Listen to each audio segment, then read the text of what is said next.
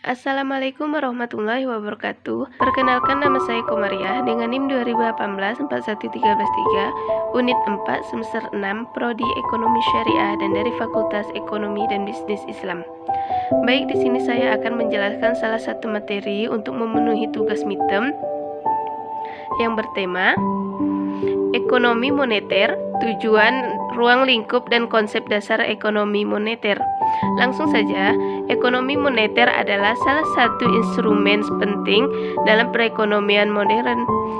Dalam perekonomian modern ada dua kebijakan perekonomian yang dijadikan sebagai instrumen oleh pemerintah dan dalam menstabilkan perekonomian suatu negara, yaitu kebijakan fiskal atau kebijakan pemerintah untuk membelanjakan pendapatannya dalam merealisasi tujuan ekonomi, dan kebijakan moneter yaitu kebijakan pemerintah untuk mengatur penawaran uang dan tingkat bunga. Kemudian tujuan ekonomi moneter. Adapun tujuan ekonomi moneter adalah untuk mencapai menstabilisasi ekonomi yang dapat diukur dengan kesempatan kerja, kestabilan harga, neraca, dan pembayaran internasional.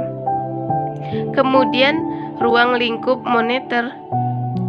Yang pertama, peranan dan fungsi uang dalam perekonomian.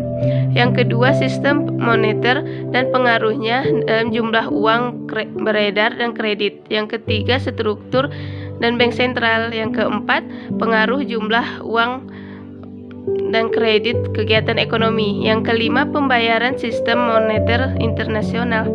Kemudian, konsep dasar ekonomi moneter. Yang pertama, konsep moneter konvensional. Ekonomi moneter adalah suatu cabang ilmu ekonomi yang membahas tentang peranan uang dalam mempengaruhi tingkat harga-harga dan tingkat kegiatan ekonomi suatu negara. Dan yang kedua, konsep ekonomi syariah. Konsep ekonomi moneter syariah. Sejak zaman Rasulullah SAW dan Khulafaur Rasyidin, kebijakan moneter dilakukan tanpa menggunakan instrumen bunga sama sekali. Mungkin hanya sekian dari saya, penjelasan dari saya. Kurang lebihnya saya minta maaf. Saya akhiri. Wassalamualaikum warahmatullahi wabarakatuh.